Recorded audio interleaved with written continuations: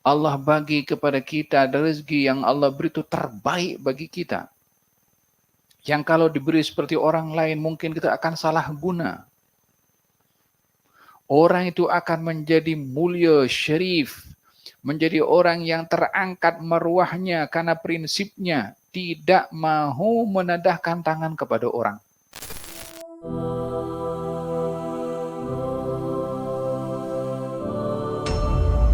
Wala tamuddanna ainaika. Jangan sekali-kali kamu wahai Rasulullah memandangkan atau mengalihkan pandanganmu kepada orang-orang yang kami beri nikmat keduniaan.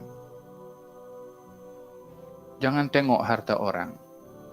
Jangan pandang kereta orang lebih baik daripada keretanya. Sehingga kita melihat rezeki yang Allah bagi kepada kita seakan-akan tak cukup bagi kita dengan kita membandingkan orang lain punya. Jangan tengok besarnya rumah orang yang menyebabkan kita tak puas hati dengan rumah kita yang mungkin dilihat kecil ataupun sedikit ataupun saiz-nya sempit. Jangan tengok handphone orang.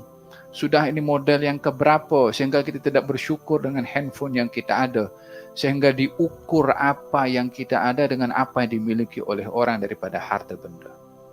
Jangan tengok. Allah bagi kepada kita rezeki yang Allah beri itu terbaik bagi kita. Yang kalau diberi seperti orang lain mungkin kita akan salah guna.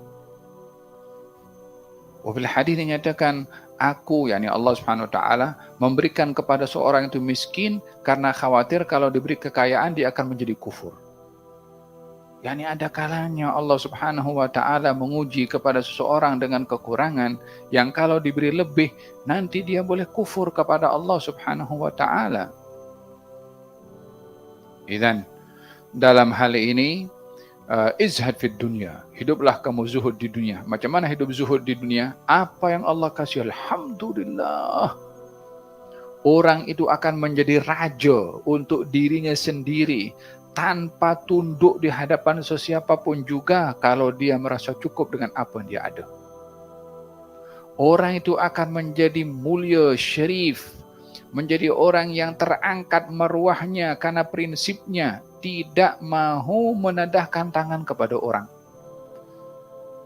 Tidak ada dalam hati ini kecenderungan ingin mendapatkan hadiah dan pemberian serta ihsan daripada orang. Sehingga dengan begitu kita akan tunduk kepada orang karena mengharapkan ihsannya. Kita pun layan orang karena mengharapkan ihsannya. Kita pun pura-pura bersandiwara pun akan karena mengharapkan ihsannya. Jadi hidup ini adalah kita menghinakan diri di hadapan orang.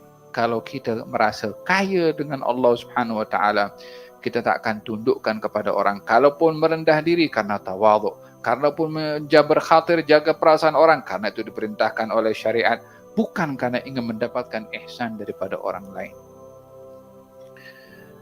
Laisal ghina bi kathratil arad walakinnal ghina ghina an-nafs, kata Nabi. Bukanlah orang kaya itu orang yang banyak harta, tapi orang yang kaya adalah orang yang hatinya kaya. Yakni tak memerlukan kepada sesiapapun, tak perlu ihsan orang, tak perlu pemberian orang, tak perlu orang nak bagi duit kepada dia, tak perlu orang bagi jawatan kepada dia. Ini dia raja sebenar. Dia milik dirinya sendiri. Dia tak perlu kepada ihsan daripada orang. Sehingga dia berjalan dimanapun juga, di hadapan siapapun juga, sebelahnya orang kaya atau miskin, dia pun merasa kaya dengan dirinya. Duduk dengan orang kaya bukan dia nak duitnya. Duduk dengan orang berjawatan bukan nak jawatan daripadanya.